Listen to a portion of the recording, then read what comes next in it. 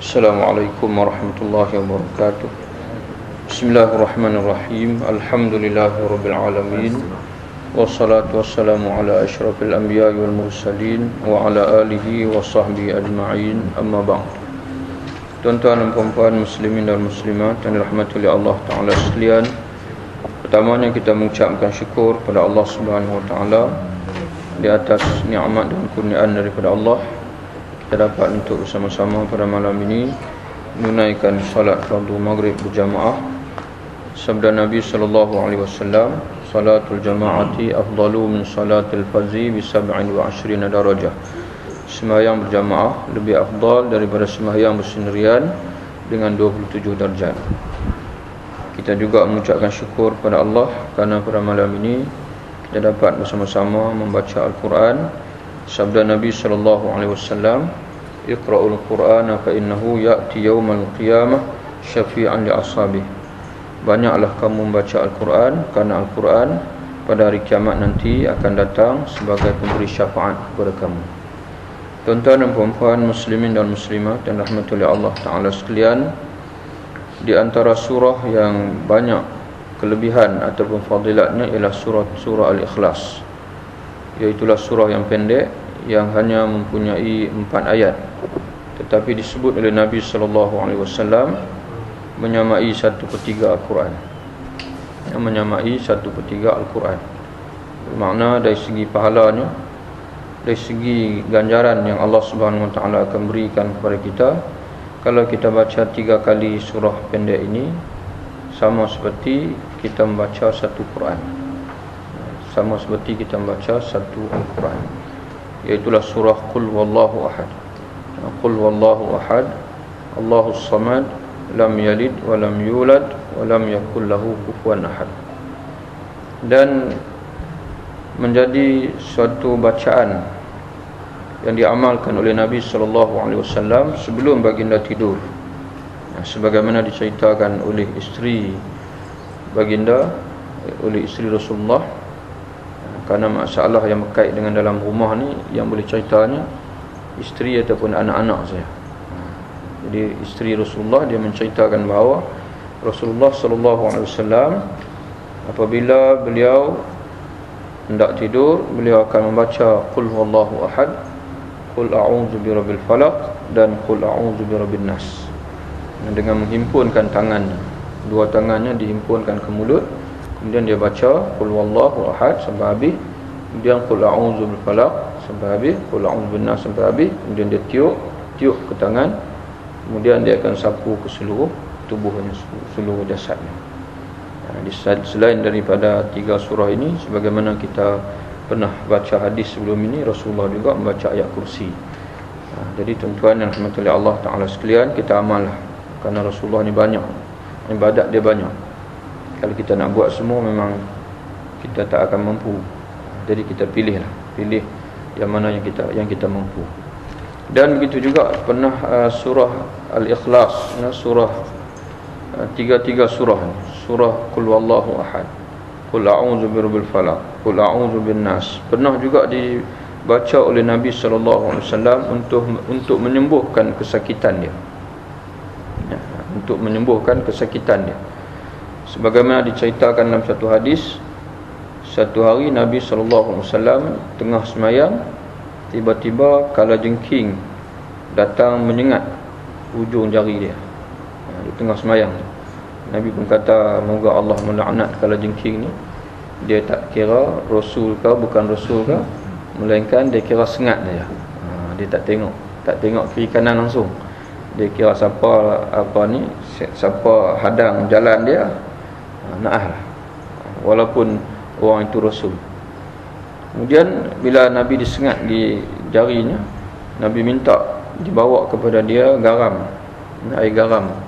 Lalu Nabi celup tangan dia dalam air garam tersebut sambil Nabi membaca Qul Huwallahu Ahad, Qul a'udzu bil falaq, Qul a'udzu birabbin nas. Jadi untuk meredakan kesakitan. Jadi kata orang yang faham tabiat garam ini, dia kata garam ni mempunyai satu kekuatan untuk menawarkan racun Itu gamam. Adapun ayat Quran pun sama.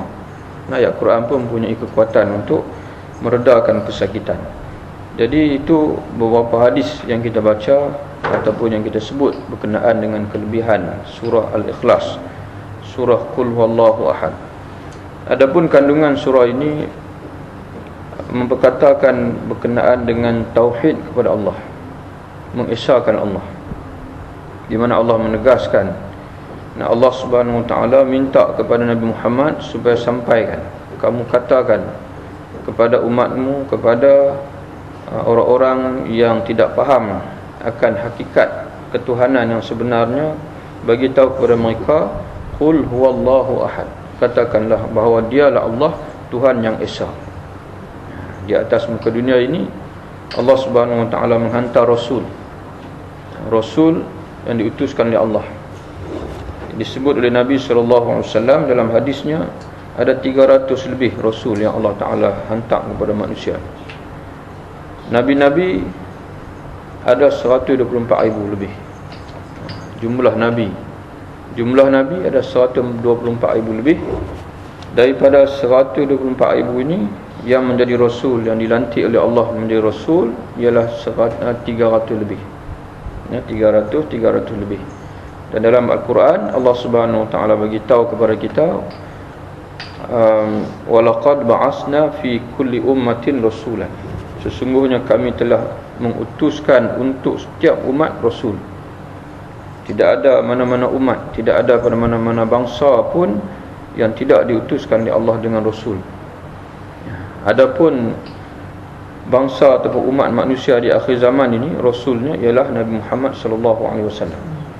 Nabi Muhammad, dia bukan saja Rasul untuk orang Arab, tapi Rasul untuk semua bangsa. Jadi sebab itu, sesiapa yang pernah hidup, yang hidup selepas datangnya Nabi Muhammad SAW, lalu dia tidak beriman dengan Nabi Muhammad SAW, di akhirat nanti dia akan menjadi ahli neraka, walaupun dia beriman dengan Rasul-Rasul yang lain. Sebagai contohnya orang Kristian, dia beriman dengan semua Nabi, termasuklah Nabi Isa AS, tapi dia tak beriman dengan Nabi Muhammad SAW. Orang Yahudi pula, dia beriman dengan semua Nabi, tapi dia tak beriman dengan dua Nabi, iaitulah Nabi Isa dan Nabi Muhammad. Jadi Rasulullah sebut dalam hadis, walaupun dia beriman dengan Nabi Adam AS, dia beriman dengan Nabi Nuh, Nabi Idris, Nabi Hud, Saleh dan sebagainya, 24 Nabi yang lain, tapi dia menolak untuk beriman dengan Nabi Muhammad SAW, Nabi yang terakhir. Kata Nabi, illa kana min ashabin nar, aku jamin bahwasanya dia akan masuk neraka. Itu Rasulullah sendiri sebut begitu, wallazi nafsu Muhammadin biyadih la yasma'u bi ahadun min hadhil ummah yahudiyyun wala nasraniyyun summa lam yu'min billazi ursiltu bi illa kana min ashabin nar. Aku bersumpah dengan nama Allah, kata Rasulullah, aku bersumpah dengan nama Allah, tidak mendengar kedatanganku seorang pun di kalangan umat ini. Mana umat ini? Maknanya orang yang datang, yang hidup pada zaman kedatangan dia sebagai Nabi dan Rasul, sebagai Rasul, ataupun yang selepas itu, mana termasuk kita lah, tidak mendengar akan kedatanganku seorang pun di kalangan umat ini, sama ada dia orang Yahudi ataupun Nasrani. Kenapa Nabi sebut orang Yahudi Nasrani? Kerana orang Yahudi ini dia beriman dengan semua Nabi, kecuali Nabi Isa dan Nabi Muhammad. Orang Nasrani, orang Kristian, dia beriman dengan semua Nabi kecuali Nabi Muhammad. Illa kana min ashabin nar, walaupun dia beriman dengan semua Nabi, tapi dia tidak mau beriman denganku, kata Rasulullah, kata Nabi Muhammad, illa kana min ashabin nar, aku pasti bahwasanya di akhirat nanti dia tetap akan masuk dalam neraka. Jadi sebab itu kita mengucapkan syukur kepada Allah, kerana Allah Subhanahu Wa Taala telah memilih kita, Allah memberi hidayah kepada kita, supaya kita ni menjadi umat Nabi Muhammad SAW. Kemudian semua Nabi yang Allah Ta'ala utuskan, dia membawa satu seruan yang sama, walaupun ibadat yang berbeza, cara ibadat berbeza. Sebagai contoh, mungkin umat-umat terdahulu dia semayang tak macam kita. Kita semayang wajib 5 waktu sehari semalam. Tapi umat-umat dulu mungkin dia semayang pagi saja, petang saja, begitu. Puasa, kalau dulu orang Yahudi, umat Nabi Musa AS, puasa yang wajib puasa 10 Muharram, hari Ashura. Adapun kita umat Nabi Muhammad ini, puasa Ashura itu sunat saja. Kalau tak buat pun tak apa. Yang wajib ke atas kita ialah puasa Ramadan. Yang wajib ke atas kita ialah puasa Ramadan. Syariat itu berbeza, cara beribadat berbeza, tapi dari segi akidah sama, iaitulah akidah yang mentauhidkan Allah, akidah yang mengakui bahwasanya tidak ada Tuhan melainkan Allah Subhanahu wa taala. Sebagaimana Allah Subhanahu wa taala sebut dalam Quran, wa ma arsalna min qablika min rasulin illa nuhi ilaihi annahu la ilaha illa ana fa'buduni. Allah Taala sebut kepada Rasulullah, kepada Muhammad, kepada Rasulullah, wa ma arsalna min qablika min rasulin, wahai Muhammad, tidak kami utuskan sebelum engkau seorang rasul pun, illa nuhi ilaihi, melainkan kami wahyukan kepada rasul tersebut bahawa sesungguhnya tidak ada Tuhan melainkan aku, yakni Allah, fa'buduni, maka hendaklah kamu sekalian menyembahku, jangan menyembah Tuhan yang lain daripada aku. Jadi bukan Nabi Muhammad saja bawa kalimah la ilaha illallah. Rasul-rasul, semua rasul-rasul sebelum Nabi Muhammad bawa kalimah yang sama, la ilaha illallah. Dan kalimah inilah yang akan membawa kita untuk masuk dalam syurga. Dan kalimah inilah juga yang akan membawa kita untuk mendapat syafaat daripada Nabi kita Muhammad sallallahu alaihi wasallam. Man qala la ilaha illallah dakhala jannah. Dalam hadis Nabi sebut, sesiapa yang mengucapkan, yang pernah semasa hayat dia di atas muka dunia ini pernah mengucapkan la ilaha illallah dengan hati yang benar, bukan berpura-pura, dengan hati yang benar, yakin dengan apa yang ada dalam kalimah tersebut, kata Nabi, dakhala jannah, dia akan masuk dalam syurga. Hatta kalau dia dosa banyak mana sekalipun, akhirnya dia akan masuk syurga juga. Kalau dia ucap la ilaha illallah dan dia mati atas kalimah la ilaha illallah. Man kana akhiru kalamihi la ilaha illallah dakhal jannah. Sesiapa yang ucapan terakhirnya sebelum dia mati ialah la ilaha illallah dakhal jannah, dia akan masuk dalam syurga. Maknanya dia pegang dengan kalimah tu, kalimah ini menjadi pegangan dia sampai akhir hayat dia. Dia tidak batalkan kalimah ni. Maknanya dia tidak murtad daripada agama. Dia tidak tukar Tuhan. Dalam apa-apa berlaku pada dia pun, dia tetap pegang bahawasanya Tuhan dia adalah Allah Subhanahu wa taala, Tuhan yang esa. Dan inilah yang Allah Subhanahu wa taala nak sampaikan kepada kita daripada surah Al-Ikhlas ni. Qul huwallahu ahad. Wahai Muhammad, katakanlah kepada mereka, yakni kepada orang musyrikin. Orang musyrikin yang biasa menyembah Tuhan yang banyak. Pada zaman Rasulullah, orang kafir musyrikin, apabila Rasulullah turun dengan membawa dakwah kepada Tuhan yang satu, ini menimbulkan suatu benda yang luar biasa bagi mereka, kerana mereka biasa sembah Tuhan banyak. Pada zaman hari ini, macam kita kata dekat orang Kristian sebagai contoh, Tuhan satu. Bagi orang Kristian, Tuhan ada tiga. Kalau orang Hindu lagi banyak. Nak tengok banyak tak banyak Tuhan orang Hindu ni, kita pergi di kuil Hindu. Tak payah masuk dalam kuil Hindu, tengok, dia panggil di luar kuil tu saja, tuan-tuan tengok, kira tengok berapa macam-macam jenis Tuhan. Dan orang musyrikin, ketika mana Rasulullah sallallahu alaihi wasallam membebaskan kota Mekah, menawan kota Mekah, kemudian Rasulullah SAW bersihkan Kaabah daripada bahala-bahala orang musyrikin. Ada berapa berhala dalam Kaabah itu? Ada 300 lebih. Ada 300 lebih.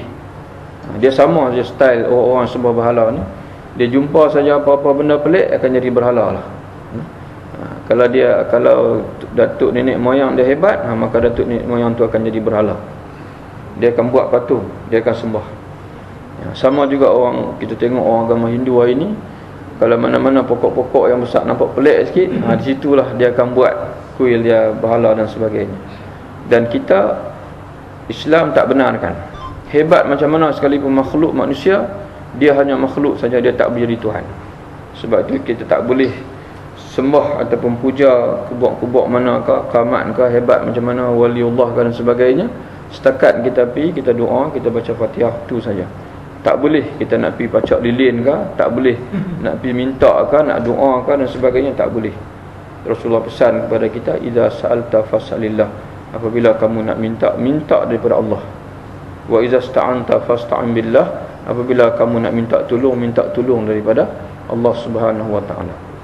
Kalau kita confuse apa sebagainya, hak mana satu ni kita minta juga daripada Allah, iaitu dengan istikharah. Dengan istikharah. Tak payah duk tilik-tilik apa, tak payah.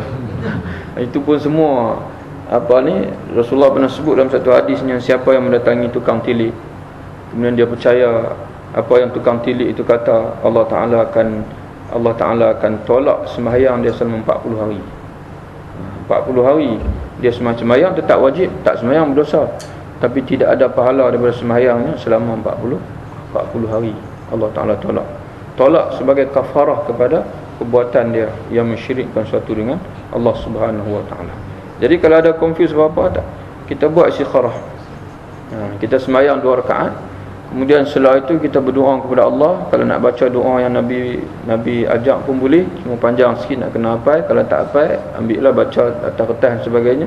Kalau kita tak hafal, tak membaca pun, kita doa kepada Allah. Kita minta, ya Allah ya Tuhanku, tunjukkanlah kepadaku yang mana satu yang baik. Ya Allah ya Tuhanku, tunjukkanlah kepadaku yang mana satu yang benar. Itu istikharah. Kita doa kepada Allah. Sebelum kita doa tu, kita bacalah dulu selawat. Kita baca dulu alhamdulillah. Kemudian mana kita puji Allah, kemudian kita selawat, kemudian kita berdoa, tutup balik dengan selawat. Kerana doa yang tidak ditutup dengan selawat tidak akan naik ke langit. Dia tergantung-gantung. Maknanya dia tidak ada, orang panggil apa? Begitulah yang disebut dalam hadisnya. Jadi orang musyrikin ni dia biasa dengan Tuhan tu banyak. Maka apabila Nabi Rasulullah SAW bawa agama yang menyebutkan bahawa, yang menegaskan Tuhan ni satu saja, menyebabkan mereka susah nak terima. Mereka susah nak terima. Jadi sebab itu maka datang kepada Nabi Muhammad, kepada Rasulullah, mereka tanya, insib lana rabbak, wahai Muhammad, kamu cerita dekat kami nasab Tuhan kamu ni ke mana? Nasab maknanya keturunan. Keturunan Tuhan kamu ni apa dia? Kalau orang kalau orang musyrikin zaman Nabi, dia sembah berhala yang namanya Lata, Manat dan Uzza. Nasab dia ke mana? Iaitulah datuk nenek moyang mereka yang lama-lama dulu. Sama juga orang Cina pun dia sembah datuk nenek moyang juga. Jadi agama yang batil ni dia sama je style dia. Datuk nenek moyang yang lama-lama. Buza, dia sembah Buza, Konfusi, itu semua tu dia panggil Konfusius, tu semua tu dia panggil tokoh-tokoh dia yang lama. Tapi kita sembah Allah. Allah tu siapa? Tuhan yang menjadikan alam ini.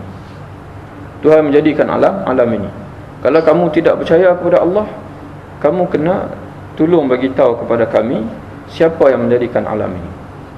Adapun kamu nak kata, maknanya kalau kita sembang dengan orang yang tak percaya Allah Ta'ala lah, adapun kamu nak kata alam ni terjadi dengan sendirinya, akal kamu tak boleh terima, akal kami pun tak boleh terima. Kita pergi rumah kawan kita, dia baru buat rumah, kita lama tak pergi.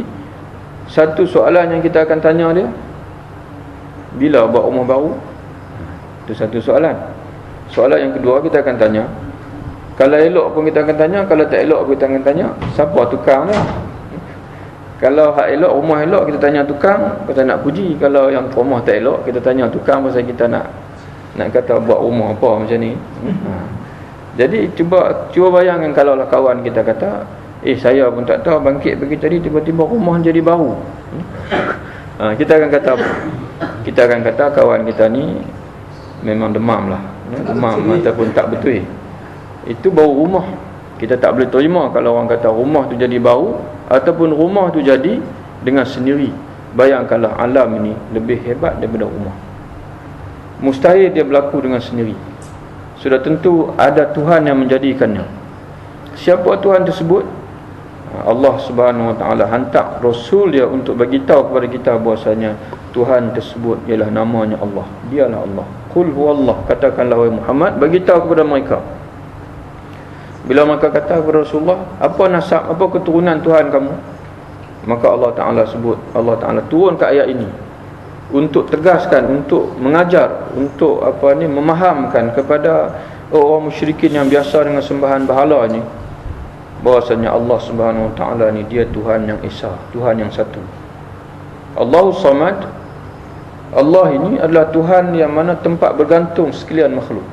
Semua makhluk ni datang daripada Allah, Allah yang ciptakan. Dan semua makhluk ini dia tidak akan dapat kekal di atas muka dunia ini melainkan bergantung kepada Allah, bergantung nyawa kepada Allah, bergantung rezeki kepada Allah. Sebab itu kita manusia ni sendiri, kalau Allah Ta'ala putuskan rezeki daripada kita, tidak ada sesiapa pun yang boleh menyelamatkan hidup kita. Jadi sebab itu kita perhatikan, doktor sendiri pun sampai satu tahap dia mengalah. Oh, dia kata habis dah, tak ada lah, pergi ikhtiar tempat lain lah. Kita pun pergi ikhtiar tempat lain. Kadang-kadang kita pergi jumpa dengan dengan orang yang dia baca ayat Quran, jampi dalam ayat sejuk, baca doa ayat sejuk, lepas tu sembuh. Doktor kata 3 bulan lagi pakcik boleh hidup, tapi dengan kuasa Allah Ta'ala, dengan hanya jampi saja, hidup sampai berbelas tahun. Saya biasa jumpa seorang yang mengidap penyakit leukemia. Dia masih hidup sampai sekarang ni. Doktor kata dia hanya boleh hidup dalam 6 bulan saja lagi. 6 bulan saja lagi. Tapi dia tak putus asa, dia balik ikhtiar. Dia pergi jumpa dengan bomo akak kayu. Dia minum akak kayu, ubat rebus. Dia tak putus asa. Allah Ta'ala beri sembuh kepada dia sampai hari ini dah 16 tahun. Doktor kata tadi 6 bulan saja. Jadi sebab itu kita kalau ditimpa apa-apa sakit pun kita ingat Nabi sebutlah hadisnya. Nabi kata likulli da'in dawa, bagi setiap penyakit ada ubat. Allah yang menurunkan penyakit, dialah yang mentakdirkan ubat, bukan doktor, bukan mana-mana orang. Semua penyakit termasuk penyakit AIDS itu sendiri ada ubat sebenarnya. Cumanya Allah Ta'ala tidak mentakdirkan lagi manusia bertemu dengan ubat. Allahus Samad, Allah tempat bergantung. Lam yalid wa lam yulad, dia tidak melahirkan dan tidak dilahirkan. Mana dia tak payah tanya nasab dia, tak payah tanya keturunan dia, kerana Allah Ta'ala ni wujud sedia ada. Sebagaimana kita sebut dalam bahasa kita sebelum ni, Allah Ta'ala tak ada sorak beranak dan tak akan ada sorak mati. Kita ni ada sorak beranak, sorak mati yang tak ada lagi. Kalau bacian kita jangan sebut-sebut sangat mati-mati, jangan sebut keral sangat. Tak sebut pun nak kena mati juga. Jadi Allah Ta'ala sebut lam yalid wa lam yulad, dia tidak beranak, makna dia bukan ayah, bukan ibu. Walam yulad, dan dia tidak diperanakkan, makna dia tidak dilahirkan, makna dia bukan anak. Allah Ta'ala sedia ada. Allah Ta'ala sedia ada, dan Allah SWT ada sejak daripada azali, dan Allah sedia ada, tidak akan ada masa Allah Ta'ala ni musnah. Kemudian walam yakul lahu kufuwan ahad, dan tidak ada sesuatu pun yang kufu dengan Allah. Kufu ni biasa kalau orang nak kahwin, nak cari jodoh, nak cari jodoh kufu, mana yang sepadan. Carilah, tidak akan ada apa pun yang sepadan dengan Allah. Allah lain, semua benda yang lain adalah makhluk. Yang Tuhan hanya satu saja, itulah Allah, Allah Subhanahu Wa Taala. Dan Tuhan inilah yang kita puja dia, yang kita sembah dia. Tuhan inilah yang kita berdoa kepada dia. Tuhan inilah apabila kita mati nanti, kita mati dengan menyebut nama dia. Tuhan inilah apabila kita berada di alam kubur nanti, malaikat tanya kita, man rabbuka, siapa Tuhan kamu? Tuhan inilah yang kita akan jawab, Rabbi Allah, Tuhanku adalah Allah. Sampai bila-bila sekalipun kita tetap dengan Tuhan yang inilah, kita tak akan ubah. Maka kala itulah pegangan kita, insya-Allah. Rasulullah, Allah Subhanahu Wa Taala janji dalam Quran, Rasulullah pun janji bahwasanya Allah akan masukkan kita dalam syurga. Sebagaimana dalam hadis, Rasulullah tanya kepada sahabat-sahabat dia, tahukah kamu apa hak Tuhan, hak Allah, yang mana Allah Ta'ala minta kamu tunaikan? Yang lain Allah Ta'ala tak minta. Nak makan, makanlah, yang halal makanlah semua, pakailah apa yang nikmat yang Allah Ta'ala berikan di atas muka dunia ni, gunalah sebanyak mana pun tak apa, tak ada masalah, asalkan halal. Tapi satu Allah Ta'ala minta kita, apa dia? Rasulullah bagi tahu, Allah Ta'ala minta hak dia daripada kita, iaitulah anta'budullah, hendaklah kamu sembah Allah dan jangan kamu mensyirikkan sesuatu dengan Allah. Yang tu saya Allah Ta'ala minta daripada kita. Yang lain dia tak minta yang lain. Allah Ta'ala minta kita hidup di muka dunia ini, jangan sembah Tuhan yang lain daripada Allah. Kemudian apabila kamu tunaikan hak Allah Ta'ala itu, Allah Ta'ala akan tunai hak kepada kamu. Mana janji Allah. Lalu Rasulullah beritahu, kalaulah kamu tunaikan hak Allah, Allah akan tunaikan hak kamu, iaitulah dia akan masukkan kamu dalam syurga dan dia akan bebaskan kamu daripada neraka. Itu janji daripada Allah Subhanahu wa taala. Itulah tazkirah kita malam ni. Wabillahi taufiq. Assalamualaikum warahmatullahi wabarakatuh.